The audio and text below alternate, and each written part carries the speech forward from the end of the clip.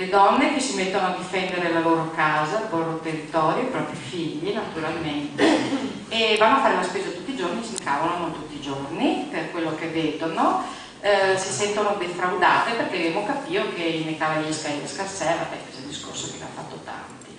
E è con vero piacere, parlando di donne, è con immenso piacere che vi presento la dottoressa Alessia Bellon, Presidente di Veneto Stato.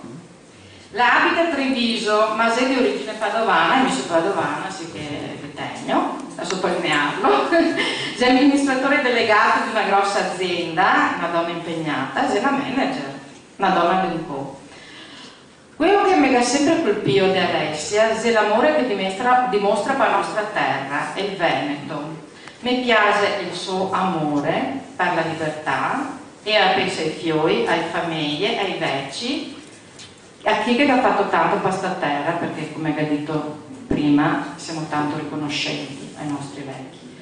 Pensa a difendere quello che abbiamo costruito, a vedere questo paese cosa ha detto, è diventato bellissimo questo paese e si sta costruendo tanto, tutto facendo fatica e caricare niente, nessuno, non mi dimenticherò mai di ripeterlo.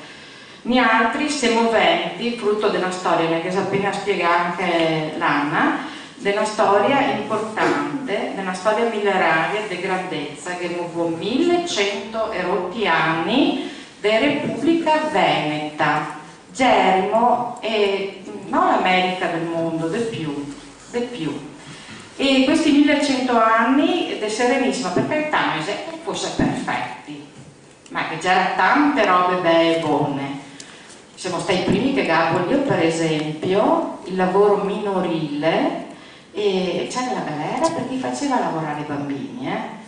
Adesso che c'è ancora paese al mondo che puttana lavora, pensate, e schiavitù, c'è stato il primo al mondo a abolire la schiavitù. E c'era una mia collega che non mi credeva, se andava a vedere su internet, se è possibile che c'erano schiavi. No, la Serenissima abolì la schiavitù. Allora, non sarà stato tutto perfetto, già era meglio di tante altre parti del mondo, però, tanto meglio. Noi altri siamo gli eredi coscienti di tutta questa realtà, sappiamo da dove veniamo, ma sappiamo soprattutto, noi altri, stasera qua dentro, vi vedo tanto convinti, sappiamo dove vogliamo andare.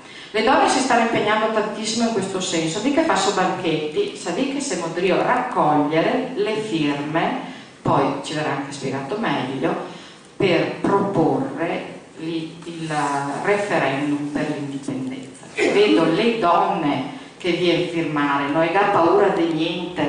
Io ringrazio le donne che questa sera sono qua, sono uscite, magari devono a casa a mettere a posto. Grazie di essere qui questa sera.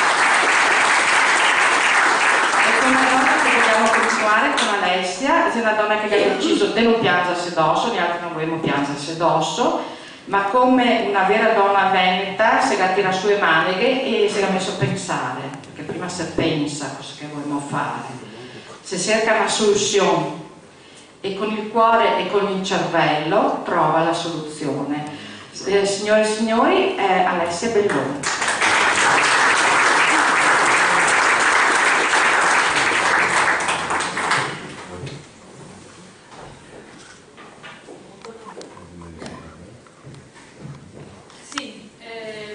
Un discorso di tutt'altro tono,